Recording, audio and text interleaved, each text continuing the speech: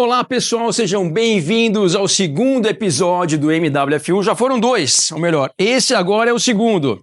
Então eu queria já agradecer mais uma vez a presença de vocês acompanhando o canal. Muito obrigado pelo apoio e agradecer mais uma vez a KVM Audiovisual por estar aqui recebendo o MWF1 nos estúdios da KVM. Então, Lucas, Wesley, Valtinho, William, muito obrigado pela parceria mais uma vez. E hoje vamos começar aqui e falar de alguns assuntos que eu acho que são muito relevantes. A Fórmula 1, na minha visão, pessoal, está vivendo talvez a melhor fase em vários sentidos. Popularidade, hoje a gente vê, né, diferente de anos atrás, crianças acompanhando a categoria. Hoje o público feminino chegou muito em peso também na audiência da Fórmula 1. É muito legal a gente ver que a Fórmula 1 hoje não é um esporte só que homens assistem, então a Fórmula 1 está numa fase muito boa, só que ao mesmo tempo, a Fórmula 1, mesmo sendo a maior categoria do automobilismo mundial, a gente viu que ao longo da história, algumas vezes o caminho ou as decisões da Fórmula 1 não foram as mais acertadas em vários momentos. Eu vou citar aqui, por exemplo, quando começou o formato sprint, que eu acho que é legal, mas para quem não lembra como é que começou esse formato, era da seguinte maneira. A corrida do sábado, somente os 3 primeiros pontuavam.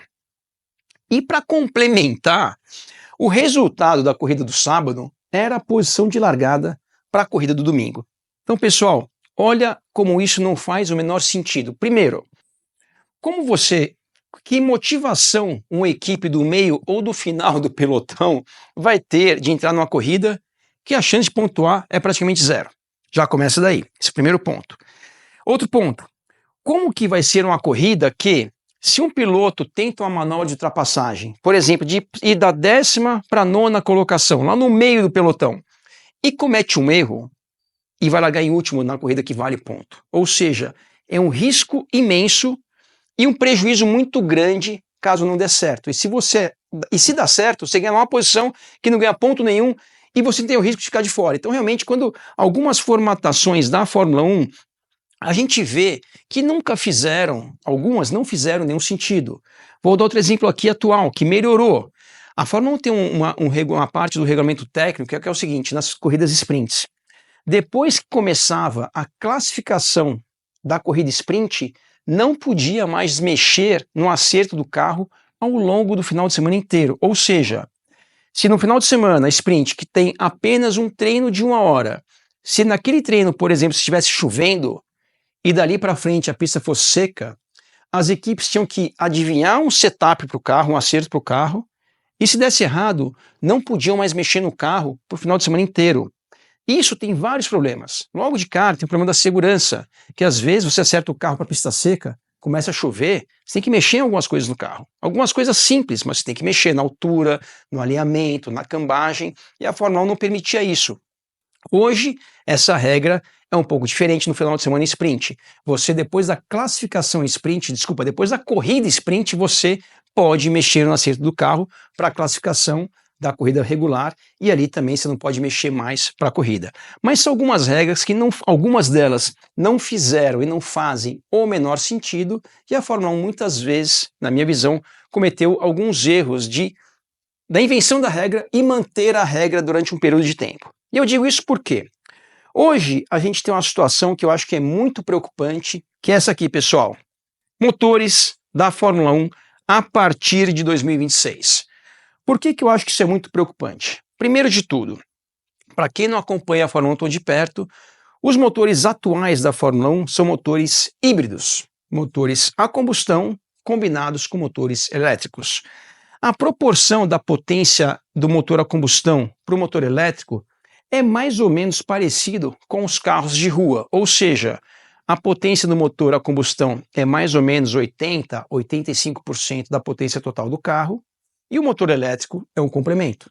Assim como mais ou menos acontece com os carros híbridos de rua, ou seja, os carros híbridos têm a potência do motor a combustão mais ou menos 70, 80, 80 e poucos por cento do motor a combustão e o complemento do motor elétrico. E eu digo isso porque na Fórmula 1 esse regulamento dos motores híbridos começou em 2014 e vamos lembrar algumas coisas que aconteceram desde que esse regulamento de motores híbridos foram introduzidos lá em 2014. Primeiro, coisas importantes. Primeiro, esses motores se tornaram muito mais caros do que os motores, esse aqui ó, da foto, aspirados. Esses motores híbridos, até por ser uma tecnologia nova, motores, né, unidades de potência, que é o que chama a combinação dos motores híbridos com motor a combustão, com motor elétrico, motor a combustão e tudo mais, são muito mais complexas, uma tecnologia muito mais nova, consequentemente muito mais cara. Para vocês terem uma ideia, uma equipe de Fórmula 1 que aluga motores de uma montadora, por exemplo, a Haas, ela usa motores Ferrari. O valor de locação desses motores para uma temporada é mais ou menos 30 milhões de dólares por ano para você alugar motores para uma temporada de Fórmula 1. Então, olha o preço só da locação desses motores. Então, realmente, logo de cara, a categoria tem motores que são muito mais caros quando esses motores foram introduzidos há mais ou menos uma década atrás, em 2014. Esse é o primeiro ponto. Segundo ponto, uma das coisas para qualquer pessoa que via assistir a Fórmula 1 ou na televisão e principalmente ao vivo, era o que mais impressionava era o barulho dos motores aspirados. Nada se compara ao espetáculo do som dos motores aspirados. Então realmente isso foi uma outra coisa que, ao meu ver, foi um prejuízo para a Fórmula 1 perder a coisa que mais impressionava qualquer pessoa que assistia uma coisa de Fórmula 1, que era o som dos carros. Muito bem, só que de qualquer maneira, acertada ou não a decisão que foi tomada lá em 2014, ao longo desse período, né, a gente viu que no começo desse novo regulamento, os motores Mercedes, por exemplo, eram muito melhores do que todos os outros. E ao longo dessa década, um pouco mais de uma década, a gente vê que esses motores estão muito mais equilibrados e, em função disso, a categoria também está muito mais competitiva, talvez mais competitiva do que qualquer momento de qualquer fase da história da Fórmula 1. A gente vê, por exemplo, esse ano, se eu não me engano, todas as corridas até o momento, a diferença do primeiro para o segundo colocado na classificação foi menos de um décimo. No último Grande Prêmio em Miami, do primeiro, que foi o Verstappen, para o quinto, que foi o Russell, a diferença foi mais ou menos 2 décimos de segundo. Então, olha como a Fórmula 1 está competitiva. E muito, por vários motivos, né? Mas um deles é a questão dos motores. E eu digo isso porque o regulamento do ano que vem, primeiro de tudo, os motores vão continuar sendo motores híbridos, porém com uma diferença muito grande. A ideia inicial, que até hoje parece que ainda está uma discussão em relação a isso, apesar da decisão já ter sido tomada, a ideia inicial é a seguinte, que os motores a partir do ano que vem, 50% da potência vai ser do motor a combustão e 50% da potência do motor elétrico, ou seja, continua sendo um motor híbrido, mas é um motor híbrido que nem os carros de rua usam essa proporção.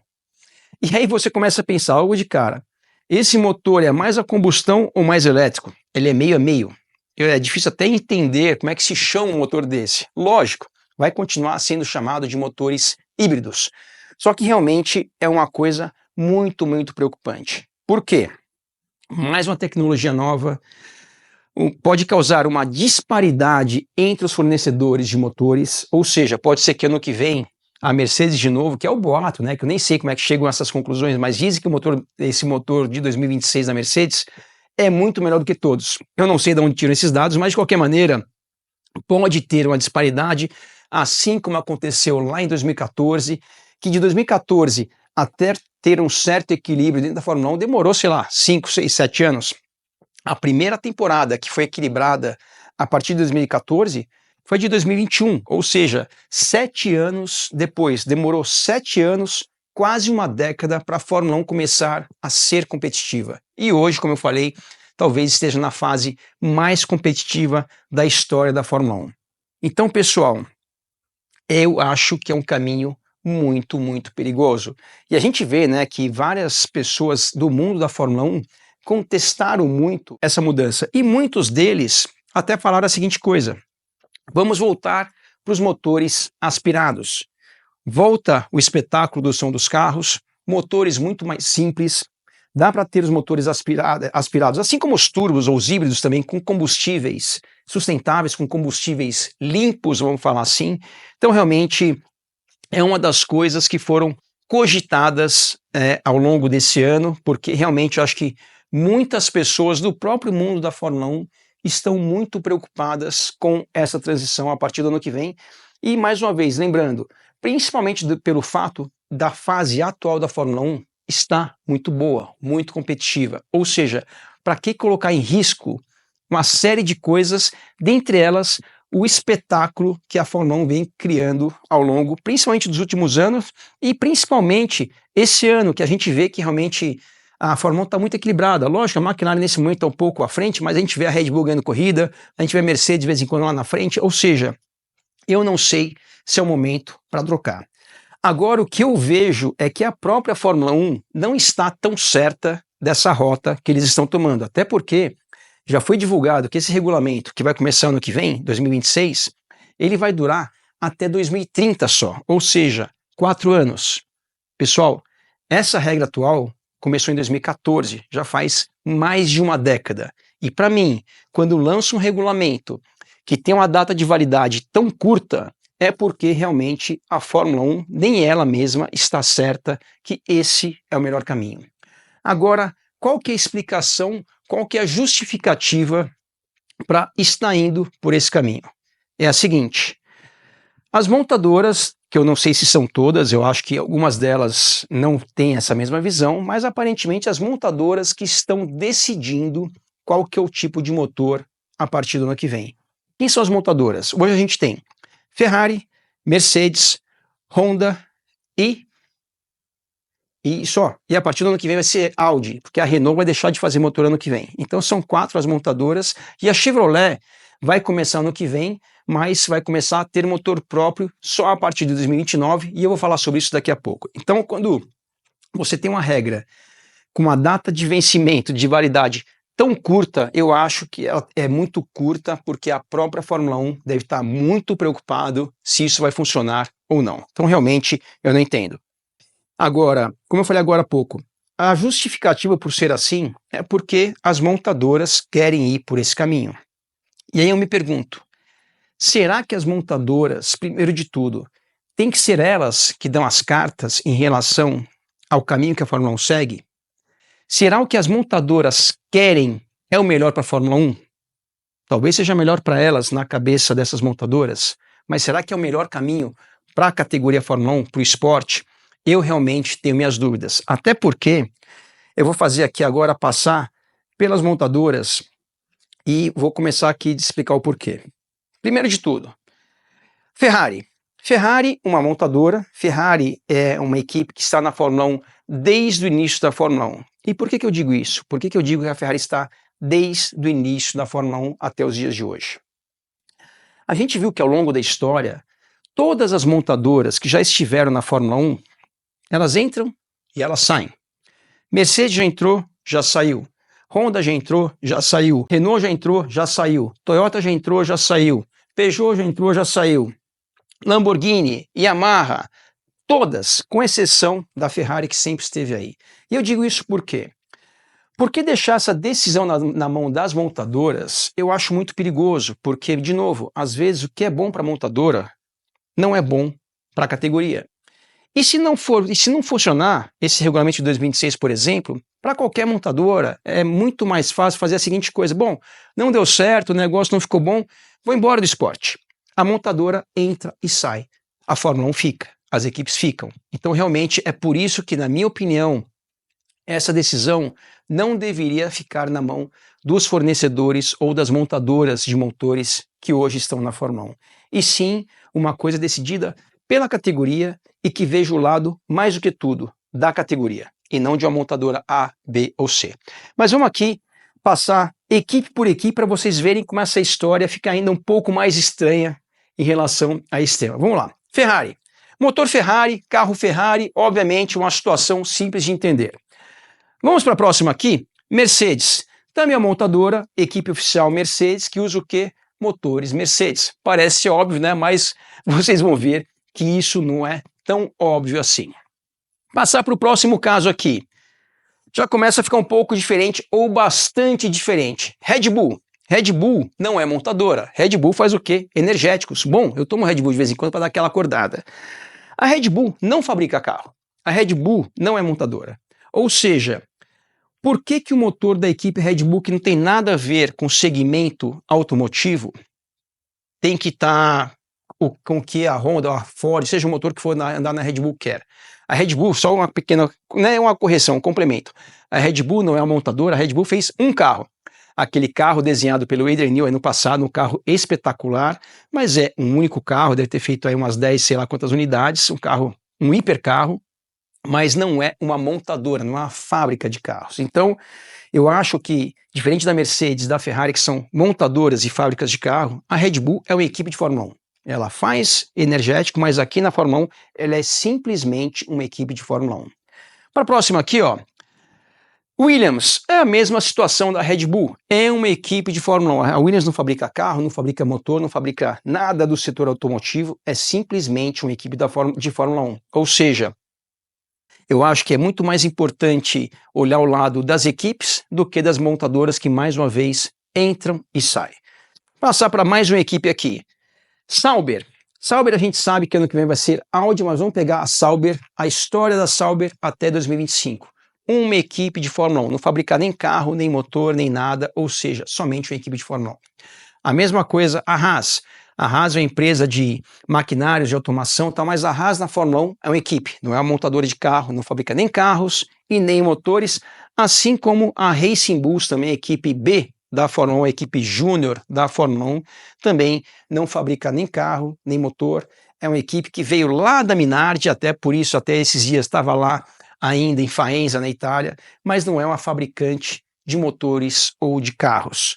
E aí eu vou agora para o próximo exemplo, que aí fica um pouco mais complicado. McLaren. Originalmente, o que a McLaren era? Sempre foi uma equipe de Fórmula 1.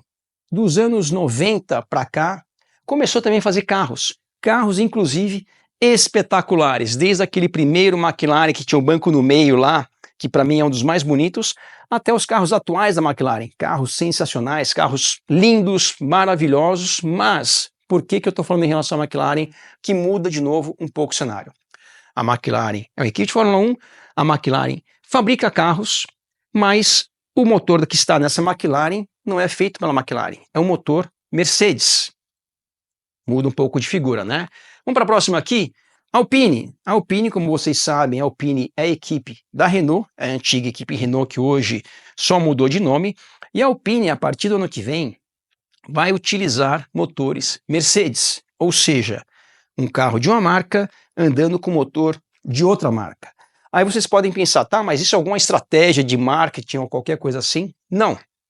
Ano que vem, quando a Alpine começar a andar com os motores da Mercedes, ninguém vai entrar na concessionária da Renault e falar assim, olha, eu quero comprar um Renault ou um Alpine que tem motor da Mercedes também, assim como eu vejo na Fórmula 1. Isso não vai acontecer porque não vai ter um carro assim. Mas, de qualquer maneira, olha como é diferente, o esquisito, o mundo da Fórmula 1 nessa parte de motores. Um carro, uma equipe de uma fabricante usando motores de outra fabricante, no caso da Alpine, a partir do ano que vem.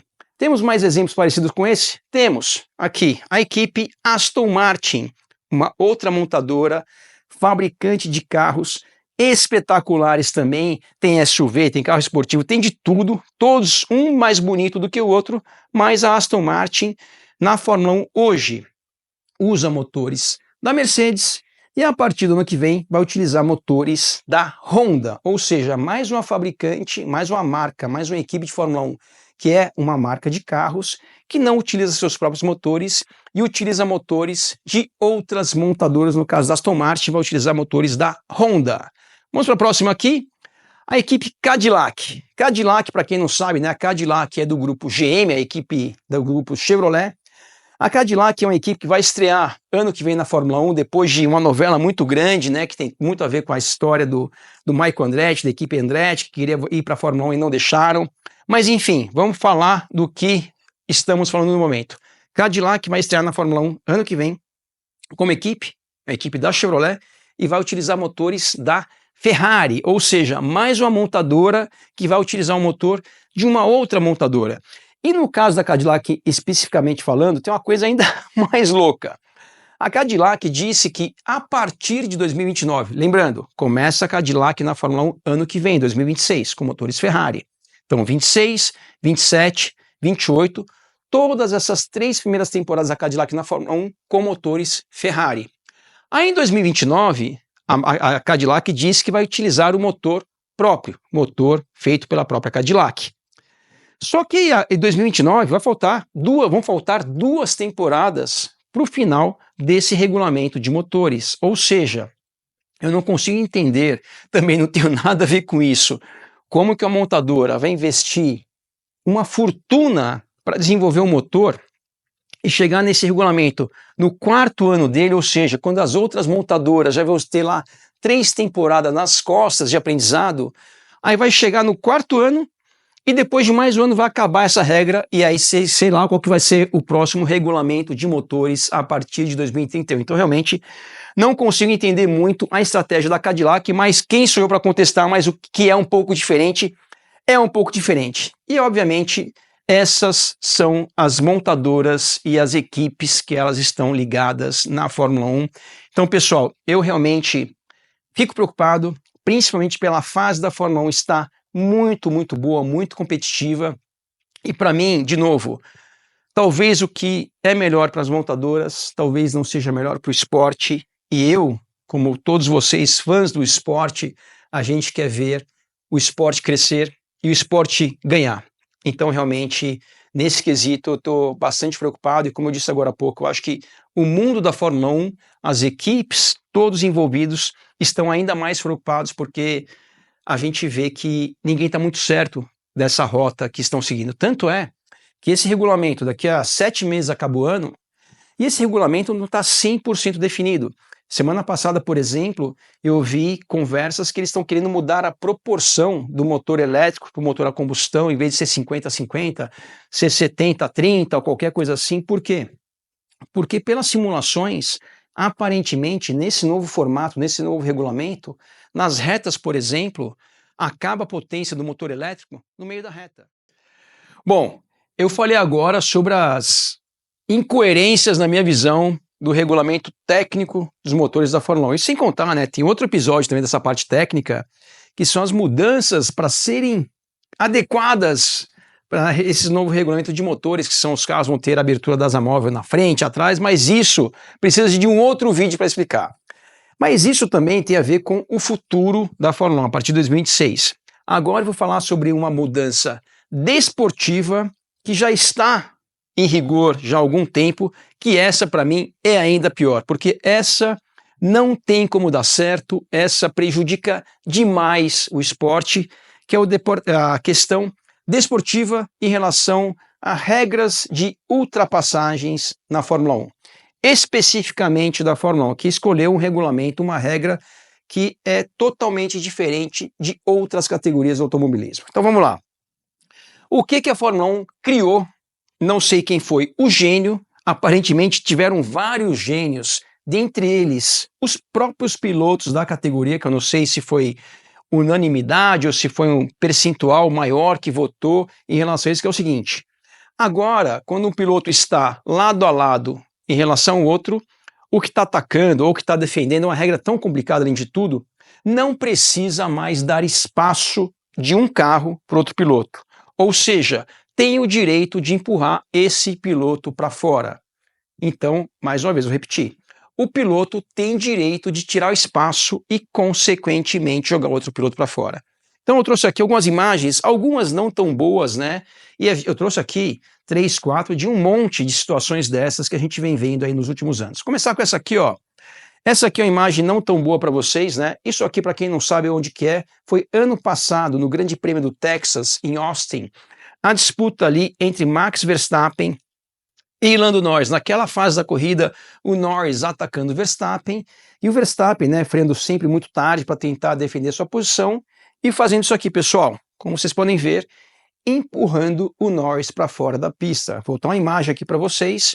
Naquele momento a gente vê que o carro do Verstappen Ele também está praticamente indo para fora da pista junto com o Norris, porém ele se manteve nos limites de pista, ou seja, o carro dele não passou 100% com as 4 rodas para lá da faixa branca.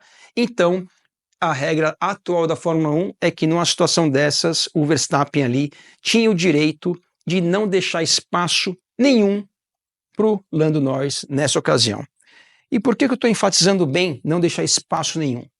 No automobilismo em geral, a regra é diferente. Você tem que deixar espaço de, no mínimo, um carro numa situação dessas. Você não pode tirar o espaço do carro, até porque, primeiro que isso é perigoso. Imagina que nesse ponto do circuito aí de Austin, em vez de ter uma área de escape generosa como essa, fosse um muro. O Verstappen, então, ou qualquer piloto, né? Tô pegando o Verstappen, porque nesse exemplo aí o Verstappen e o Norris, tem direito de jogar o Norris no muro. E a segurança.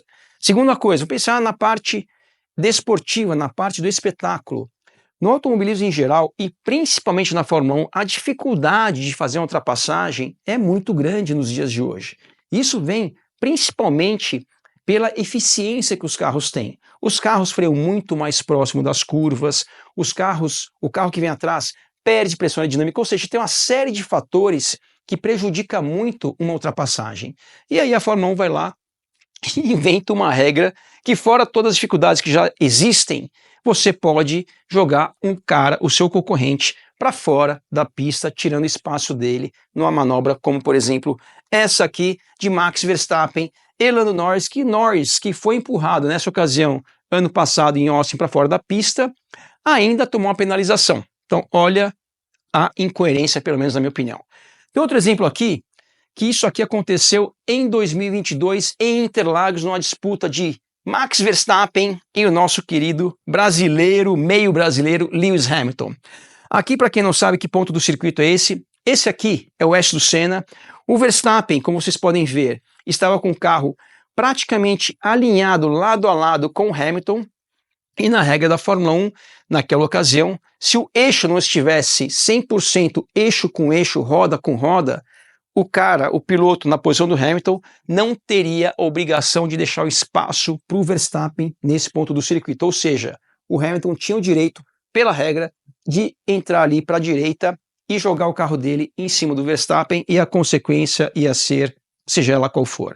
Pegou a imagem aqui de frente para vocês? Olha isso aqui. E por que isso, de novo, para mim, não faz o menor sentido?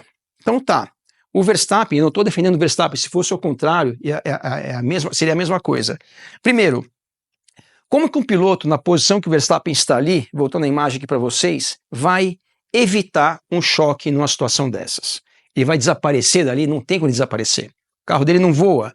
Então como é que uma regra é feita de uma maneira que na prática não tem como isso dar certo?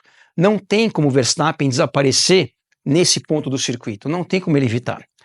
Aí vocês podem pensar, tá, a maneira dele evitar é não se colocar numa situação dessas. Tá, mas aí você não pode ultrapassar quase de jeito nenhum. Então realmente é um outro exemplo que essa regra não faz o menor sentido. Agora, pessoal, pegar um exemplo aqui mais recente para vocês, né? Isso pulando agora para 2025, Grande Prêmio de Jeddah. Disputa entre Piastri e Verstappen logo na largada, em uma situação idêntica, que é: os dois chegaram ali lado a lado, na curva 1, na sequência aqui, a gente vê que o Piastri tira o espaço do Verstappen, não deixa ali espaço nenhum, inclusive o carro dele também quase vai para fora da pista, junto com o Verstappen, e o Verstappen, em função disso, teve que cortar a pista. Agora a imagem de dentro aqui do carro do Piastri, e aqui, como eu falei agora há pouco, o carro do Piastri, ele na faixa branca, e o Verstappen, obviamente, do lado de fora da pista, assim como aconteceu 2 slides atrás, entre Verstappen e Lando Norris. Quando você está por dentro e você não deixa espaço nenhum do lado de fora, o piloto vai sair da pista. Então é isso que aconteceu nessa disputa entre Verstappen e Piastri ali no Grande Prêmio de Jeddah. Então, de novo, como que isso, quais são os benefícios disso para o esporte? No quesito segurança, no quesito espetáculo, no quesito diversão para quem assiste, para quem está correndo, realmente não faz o menor sentido. E eu digo isso porque, de novo, se alguém criou essa regra que não tivesse talvez propriedade para inventar um negócio desse, seria uma coisa. Mas, de novo, teve participação dos pilotos em relação a esse novo formato, a essa nova regra, que para mim vem prejudicando demais o esporte. Vou pegar uma imagem aqui agora, um pouco mais recente, desse final de semana passado. Isso aqui foi a largada entre Piastri e Kimi Antonelli na corrida sprint do sábado. O Piastri foi lá, mergulhou lado a lado em relação ao Kimi Antonelli, não deixou espaço para o italiano da Mercedes, e aí o Kimi Antonelli teve que ir para a área de escape, perdeu várias posições e não tivemos ali uma disputa entre esses dois pilotos, porque, de novo, a regra permite que isso aconteça. Aqui uma imagem ainda pior, e o que vale aqui nessa imagem, talvez vocês não consigam ler, é a mensagem do Kimi Antonelli no rádio, depois dessa disputa entre ele e o Piastri, que foi a seguinte: ele me empurrou para fora. E essa frase do Kimi Antonelli é a frase que todos os pilotos que são empurrados para fora dizem após serem empurrados para fora, sem exceção. Todos eles. E por que eu digo isso? Vamos imaginar por um momento que o Kimi votou a favor dessa regra.